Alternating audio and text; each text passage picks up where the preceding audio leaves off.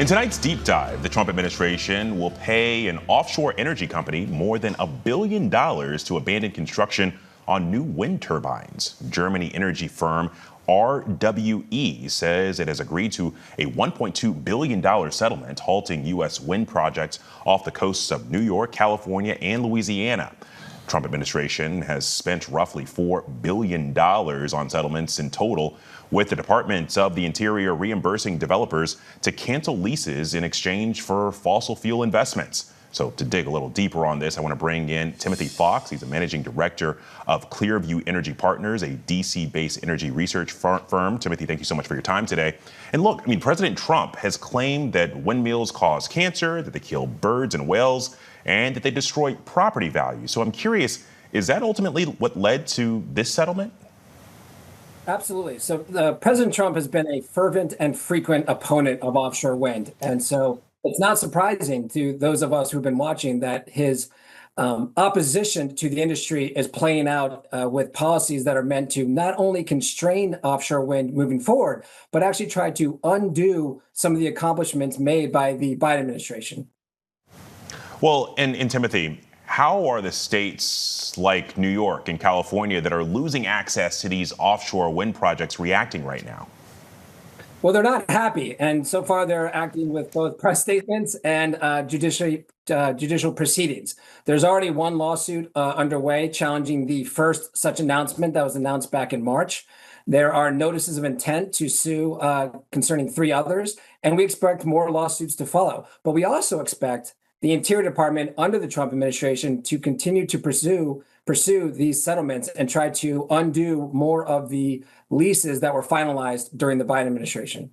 Well, and Timothy, we heard from Interior Secretary Doug Burgum. He says that Americans, quote, deserve an energy system built on common sense. Well, yesterday, a federal judge ordered the Defense Department to lift its hold on new wind energy projects. I'm curious, are there any projects moving forward despite the administration's efforts right now? There are projects moving forward, but it's important to make an important distinction between onshore wind and offshore wind. Onshore wind still has economics behind them. And so even though the Trump administration is trying to constrain that side of the industry as well, there are projects moving forward. In the offshore wind space, the few projects that were already under construction or in service when Trump took office remain under construction or in service. But no other projects are moving forward, and we do not expect that to change during his term. Got you. Well, and listen, we've talked about the president's drill, baby, drill oil policy, but President Trump is also pushing for an expansion of U.S. solar projects. So I'm curious, what makes solar different from wind power? Is one more efficient than the other?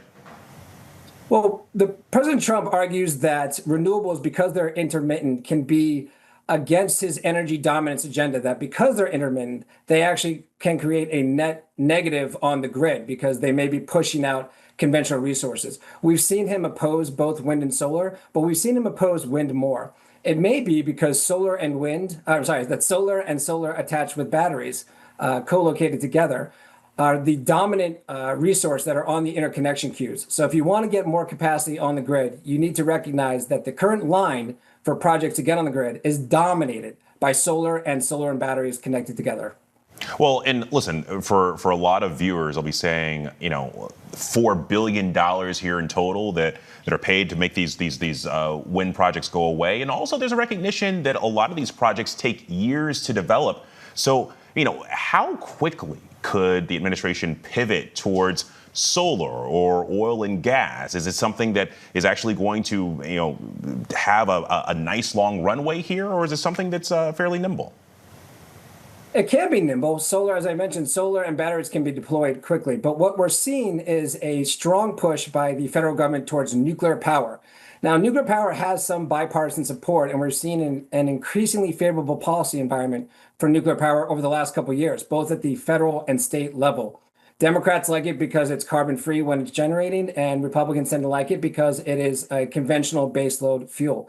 And we're actually seeing some states like New York, like New Jersey, that have set aggressive offshore wind targets somewhat pivot towards nuclear power. They're not giving up on offshore wind, but they're recognizing that this administration prefers nuclear power. And in this megawatt environment where there's just so much need for new generating capacity, new power plants, that perhaps it's best to look at nuclear power. The issue is nuclear power is very expensive and it takes a long time to build out.